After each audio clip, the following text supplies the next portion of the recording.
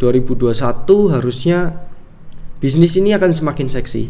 Kelihatannya memang rumput tetangga lebih hijau, ya kan? Tapi setelah dia masuk sendiri, kok nggak untung ya? Bilangnya kayak gini, "Jebrek, sop buntut saya mana?" Loh, saya nggak jual sop buntut, saya jualnya ayam geprek, ya kan?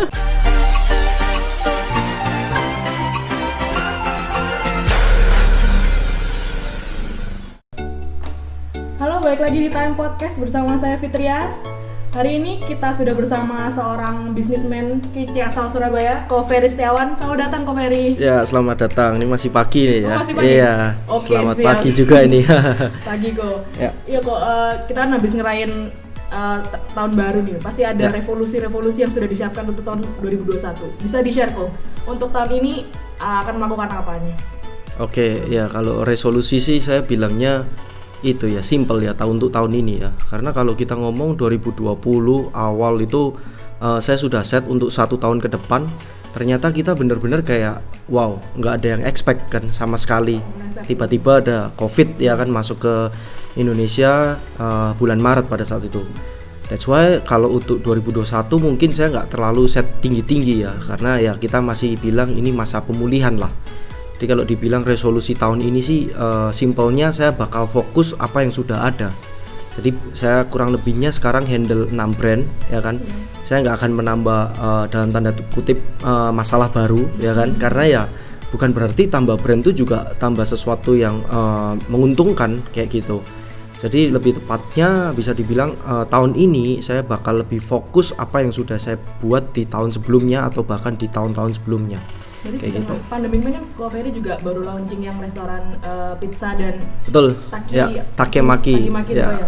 Kenapa kok berani untuk buka itu di saat ekonomi kita bisa dibilang lagi lesu kan itu tahun kemarin?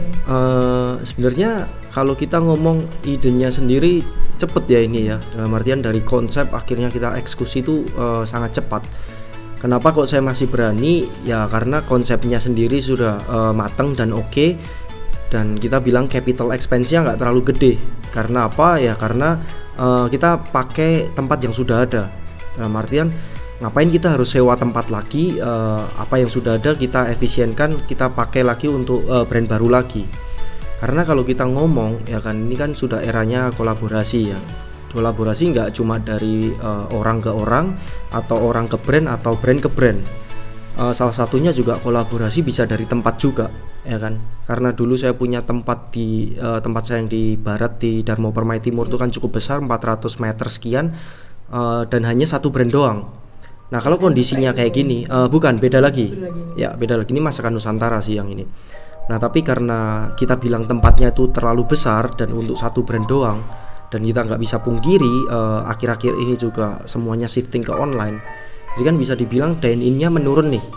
Nah kalau dine-in menurun, saya tuh juga kadang tuh risih ya lihat kursi kosong tuh juga bingung kan ya. Ya daripada kursinya saya lihat kosong, ya sudah saya gunakan aja. Saya ada ide pizza dan Takemaki itu ya kita pakai tempatnya, kita bisa dibilang kita sekat untuk kita bikin brand baru lagi. Daripada kita sewa bilang ruko lah ya, sewa ruko mau duit berapa lagi yang dikeluarin di tahun lalu, belum tentu juga balik juga kan, apalagi kondisi seperti ini. Tapi saya melihatnya itu kayak supply itu mulai menurun karena ya banyak yang tutup juga, seleksi alam kan ya kita ngomong. Sedangkan demand ini bisa dibilang stabil dan juga mungkin melonjak juga. Nah dari situ kita berikan bisa bilang kita berikan supply lebih baru lagi dari konsep yang baru, dari brand yang baru ini. Berarti orang-orang yang lebih cenderung untuk pesannya online ya? Berarti online masih kuat kok ya untuk pembelian? Bisa dibilang sih kuat ya, online cukup kuat. Omset kita the worst turun 80% dari semua outlet ya. Kita ngomong KM Geprek aja rata-rata 17 toko terburuknya 80%. Tapi dari sini kita melihat data juga 90% tuh penjualan dari online. Sedangkan 10%-nya bisa dibilang take away atau dine in. Tapi kalau pemerintah udah bilang PSBB, kita ya nggak bisa berharap dine in kan. Semuanya take away dan online. Kayak gitu. Jadi mungkin ini juga bisa jadi insight untuk 2021 ya, untuk di bidang kuliner ini. Kayak gitu. Jadi lebih mengandalkan online ke online ya kok ya? Ya. lebih ke online. Terus kalau misalnya kita sudah ngeset goals buat tahun ini, tahun depan gitu, gimana caranya supaya tetap fokus gitu? Jadi mau ngelakuin tuh nggak malas gitu kok. Jadi udah ada resolusinya tapi mau direalisasikan tuh kayak aduh gimana nih caranya, bingung. Ya. Kita ini sebagai anak muda kadang nggak bisa memungkiri juga ya. Kita pingin semuanya yang instan, pingin yang cepat, dan juga pingin segera terlihat hasilnya, ya kan? Apalagi dunia Instagram sekarang yang bisa dibilang semuanya serba menampilkan yang kemewahan, ya kan? Apalagi masih muda, umur 20 tahun, omset sudah sekian, umur 22 tahun udah punya mobil ini, ya kan? Udah kayak sesuatu hal yang biasa di Instagram. Ya, kita ngomong sosmed, ya kan? Tapi perlu kita ketahui sekarang ini kayak anak muda ini kurang fokus, ya kan? Kurang fokus dan pingin yang serba cepat tadi, melupakan yang namanya proses. Ya di sini ya mungkin bisa kita simpulkan bahwa apa yang membuat kita selalu berapi-api ya diri kita sendiri, komitmen kita sendiri. Dari awal tahun ataupun kita nggak usah ngomong awal tahun ya, setiap hari kita bangun tidur itu at least kita harus tahu tujuan kita hari ini tuh mau ngapain. Jangan sampai kita bangun tidur kita nggak ngerti kita mau ngapain, ya kan? Boro-boro kita mau tahu kita mau ngapain aja, kita tahu tujuan kita hidup hari ini apa, itu aja kadang kita nggak ngerti caranya gimana ataupun juga masih melenceng. Contoh simpelnya, kita ini tahu kita mau ke Jakarta, kita mau ke Jakarta dengan cara apa, ya kan? Yang pertama, yang kedua mau pakai apa, ya kan? Mau jalur apa, itu semuanya harus kita tentukan juga.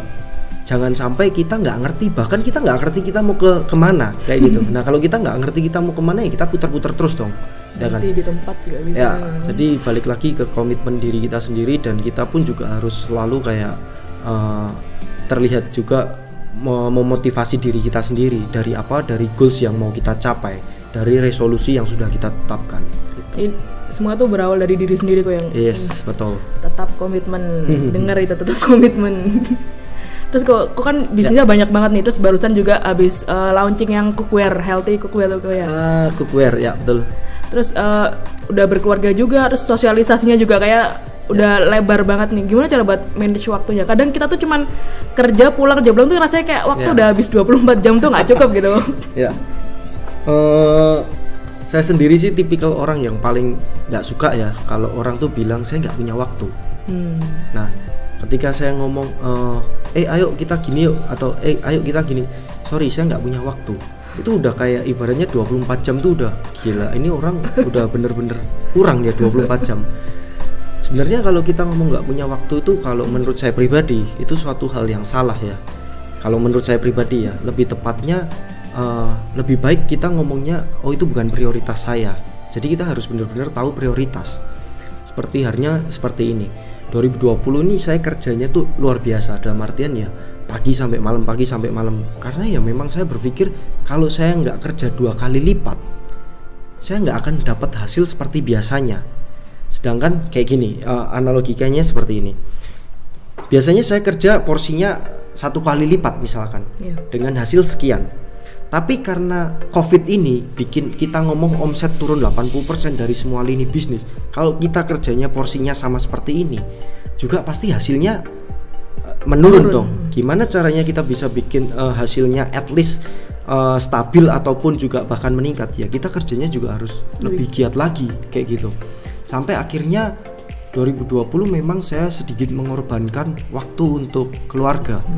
Ya kalau dibilang mengorbankan waktu untuk keluarga juga enggak terlalu juga ya, karena awal-awal memang saya lebih banyak sering di rumah. Ya kan, ya COVID awal kita nggak ngerti cara menanggulanginya seperti apa, protokolnya gimana, dan akhirnya membuat kita tuh juga ya udahlah cari aman aja di rumah. Dari situ saya juga bersyukur bahwa anak saya kan masih kecil pada saat itu, masih barusan lahir juga. Jadi kayak umur barusan lahir sampai umur 1 tahun ini saya mengikuti perkembangannya, yang mana bisa dibilang itu lucu-lucunya, ya kan. Dan ya luar biasa juga sih bahwa kayak saya nggak melewatkan momen itu. Tapi memang tidak dipungkiri, memang ya saya sendiri suka kerja dan memang porsinya saya tambahin pada saat itu. Even ketika anak saya sudah tidur pun juga ya saya buka laptop lagi, apa yang harus bisa saya kerjakan dulu kayak gitu. Nah, tapi di sini yang mau saya tekankan bahwa gimana sih cara bagi waktunya? ya kita harus benar-benar ngerti prioritas dalam diri kita, dalam artian urgensinya itu seperti apa. Ya seperti halnya kita hari ini podcast, kita atur waktu kurang lebihnya berapa lama, 1 jam maksimal. Setelah itu ya harus lebih tahu lagi kita harus mau ngapain. Jangan sampai waktu juga terbuang sia-sia. Karena kita sama-sama punya waktu yang sama 24 jam. Ya kan? Kalau kita ngomong, waduh kita nggak ada waktu, ya komplainnya jangan ke saya. Ya kan? Komplainnya jangan ke saya, karena kita sama-sama punya waktu 24 jam. Ya ke diri kalian sendiri, gimana kalian ngatur ini kayak gitu. Berarti waktu pandemi kemarin ya gerai aman semua kok, yang nggak ada yang tutup maksudnya? Bersyukur sih nggak ada yang tutup ya. Tapi ada satu toko yang akhirnya Desember kita harus tutup karena memang nggak kuat untuk operasionalnya. Itu di kota Pare ya. Jadi kita ada 17 outlet di 14 kota. Itu salah satunya Pare, akhirnya kita tutup dulu. Kayak gitu. Untuk sementara tapi ini atau akan kayaknya permanen juga. Karena memang ya bisa dibilang di sana itu populasinya kurang banyak ya. Kalau untuk kita bilang mungkin pernah dengar juga kampung Inggris kan ya. Ya kalau kampung Inggris, kalau misalkan kita ngomong lagi kondisi normal ya, memang banyak orang yang dari luar kota Pare, Kediri yang ke sana untuk belajar ya kan, untuk studi. Tapi untuk kondisi sekarang ya mau sampai kapan kita juga nggak tahu kan. Ya akhirnya ya udahlah, kontrakan habis kita tutup aja, nggak usah perpanjang kayak gitu. Jadi Ko Ferry kan awal ini buka usaha yang ayam geprek itu kok ya? Ya betul. Kenapa kok ada yang milih ayam geprek itu? Apakah salah satu makanan favoritnya? Saya lebih melihat peluang ya sebenarnya. Jadi kayak gini, bisnis ini kan 2014 sebelum kita ngomong, sebelum ayam geprek itu menjamur. Iya benar. Kayak sekarang ya, bahkan 100 km aja dari orang yang nggak jual ayam geprek, sekarang ada ayam geprek. Yang dulunya jual rawon, sekarang ada menu ayam geprek ya kan. Nah, tapi saya melihat peluangnya di sini tuh kayak, saya kuliah di Surabaya 4 tahun dari 2009. Saya asli Solo. Selama saya kuliah 4 tahun di Surabaya, saya nggak pernah melihat jenis makanan ini. Sedangkan saya pun sering makan ini di Jogja, ya kan. Memang aslinya memang dari Jogja. Saya pun juga meniru ya kan. Tapi apakah berhenti sampai meniru? Enggak. Saya amati, tiru dan modifikasi. 2014 saya pilih ayam geprek karena apa? Karena saya yakin bahwa jenis makanan ini bisa diterima dan booming di Surabaya. Walaupun pada saat itu belum ada yang namanya sosial media. Mentok-mentok juga paling Line doang. Pet. Instagram juga belum ada yang namanya food blogger, influencer dan lain-lain. Foto pun juga masih foto HP, belum pakai kamera profesional, ya kan. Nah, tapi satu hal yang saya yakini, ini yakin deh, ini pasti makanan diterima karena satu pedes, yang kedua asin. Itu dari segi tes dulu udah orang Surabaya sudah pasti banget. Surabaya banget kan ya. Terbukti penyetan ada di mana-mana. Beda sama Jawa Tengah, mungkin lebih ke manis. Ya kan. Itu yang pertama. Yang kedua adalah ini saya tuh jual ayam, nasi sama sambal. Yang mana ini bisa dibilang nggak ada matinya lah. Orang Indonesia kalau belum makan nasi itu belum makan. Apalagi ayam, itu komoditi pertama yang nomor satunya orang Indonesia pasti makan, ya kan. Terbukti juga brand besar masuk ke Indo yang dulunya jual burger sama ayam doang, sampai Indo ya juga akhirnya harus jual nasi kan. Nah, yang ketiga adalah sambal. Orang Indonesia kalau nggak makan sambal tuh masih kurang rasanya, ya kan. Ini udah 3 hal yang saya jual yang nggak ada matinya. Memang statement yang paling saya suka dari saya sendiri, saya selalu melontarkan ketika saya entah itu talk show ataupun apapun, selama manusia punya lambung, bisnis F&B tidak akan pernah mati. Bisnis ini akan mati ketika tidak ada inovasi di dalamnya. Ya memang banyak ayam geprek yang bermunculan, tapi gimana kita bisa bertahan sampai hampir 7 tahun ini, ya karena kita terus berinovasi. Apa yang membedakan kita dengan brand lain pun ya dari segi inovasinya. Tapi jangan pernah lupa basic dan core-nya dari F&B adalah the product and the service, kayak gitu. Emang dulu awal-awal masih belum ada ayam geprek di Surabaya. Kok udah buka di Dharma Husada tuh enggak, awalnya kita di Pucang. Oh, di Pucang dulu. Kita di Pucang, berangkat dari duit 5 juta. Jadinya warung kecil pakai lesehan, pakai gerobak, ya kan. Ya what do you expect, anak umur 23 mau punya duit seberapa banyak? Akhirnya kita cuma punya duit 5 juta, partner saya 5 juta, jadilah tumpuk tengah di 10 juta. Dari duit 10 juta jadi apa? Ya jadinya gerobak itu sama lesehan. ya ada apa adanya apa kayak gitu. Oh berarti ini kok bangun dengan ada partnernya nih? Ya berdua. Untuk ayam geprek ini. Ya. Terus kalau untuk ngeliat nih untuk bisnis kuliner tahun ini apakah masih berpotensi besar kok? Kalau diomong berpotensi besar pastinya ya. Saya yakin saingan semakin banyak, ya kan? Karena jujur orang juga bingung mau kerja apa kondisi sekarang ini. Yang paling gampang ya saya punya dapur, saya tinggal bikin banner pasang di depan rumah ataupun di kos-kosan. Mungkin ketika saat ini pun misalkan saya lagi kuliah ya, saya ngekos gitu ya. Kos itu kan biasanya nasinya gratis kan. Iya. Saya punya ide tuh saya buka nasi goreng di kos-kosan saya masukin ke platform online.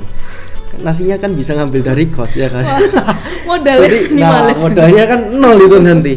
Nah, ya saya rasa sih 2021 harusnya bisnis ini akan semakin seksi. Ya kan, terbukti juga investor mulai melirik untuk dunia F&B juga.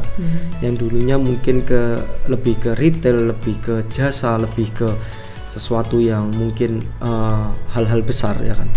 Tapi mereka melihat adanya teknologi yang sangat-sangat mendisrupt dunia F&B. Akhirnya sih investor ini mulai melirik ke F&B juga. Ya kan, apalagi barrier to entry-nya sangat mudah tadi. Jadi menurut saya sih 2021 persaingan semakin ketat ya kan, trennya pun semakin banyak, yang mana mungkin tahun lalu ya Tia pasti tahu sendiri juga ada yang namanya CI sapi ya kan. Tapi menurut saya sih apakah bisa bertahan, bisa tapi susah ya, karena sapi juga basicnya mahal ya kan. Tetap yang harus kita olah itu ayam ya, karena ayam yang memang termurah dan memang harganya lebih stabil ya, dan juga orang Indonesia memang culture-nya, budayanya masih ke ayam. Ya kayak gitu. Ya itu insight dari saya aja sih. Jadi lebih perangnya sih lebih fokus ke inovasi ya. Saya titip pesan aja, jangan terlalu perangnya itu perang harga. Kita udah terlalu dihancurkan sama platform online lewat promo.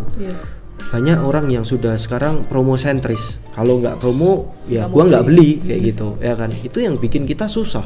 Marginnya semakin tipis. Kelihatannya memang rumput tetangga lebih hijau ya kan. Tapi setelah dia masuk sendiri kok nggak untung ya, tapi buntung ya. Ya mereka bisa dibilang nggak ada basic di F&B, akhirnya masuk ke F&B, nggak ngerti hitungannya, taunya omset gede, ternyata nggak untung kayak gitu. Ya makanya saya titip pesan aja. Kita ini beradunya itu beradu inovasi, beradu kreativitas, karena kita berada di salah satu industri kreativitas, ya kan, kreatif industry, which is itu salah satunya adalah F&B. Ya jangan bermain di price war, karena kalau price war nggak ada habisnya. Saya jual ayam geprek katakan 20.000, sebelah saya jual 15.000, sebelahnya lagi mau jual 10.000, sebelahnya lagi jual 8.000, lama-lama nggak untung, lama-lama gratis, ya kan. Ya kita mau kerja ini mau hidup, mau cari untung atau mau cari mati kayak gitu ya kan. Sedekah kayaknya kayak gitu. Apalagi kan kalau di online tuh banyak orang-orang nggak punya offline store ya, buka homemade tuh baru buka cookies itu udah ratusan di Surabaya tuh. Betul. Ya betul. Itu buat nanggulanginnya gimana kok buat itu? Apakah ada istilahnya tindakan preventif untuk mereka ini? Pastinya nggak ada tindakan preventif. Ya. Saya mau ngomong apa? Nggak mungkin saya mau demo, saya melarang mereka. Itu hak mereka. Hidup ini kan pilihan ya. Ketika saya ini dan ketika itu pun juga kita ngomong banyak layoff, banyak PHK. Kita sebagai manusia pasti punya apa ya? Punya rasa untuk bertahan hidup, ya kan? Punya insting untuk bertahan hidup, bukan rasa, punya insting untuk bertahan hidup. Dan itu sah-sah aja mereka buka ya bisnis PO rumahan, ya kan? Apalagi sekarang sosial media, intinya kita itu gampang lah untuk mau jual sesuatu tuh gampang. Kita punya produk, kita mau jualnya tuh gampang. Bayangin ketika kondisi COVID ini tidak terjadi di tahun ini atau di tahun lalu, terjadinya di tahun 2010 atau bahkan 2012 atau bahkan 2014, yang mana saya mempromosikan usaha saya itu door to door loh, lewat brosur.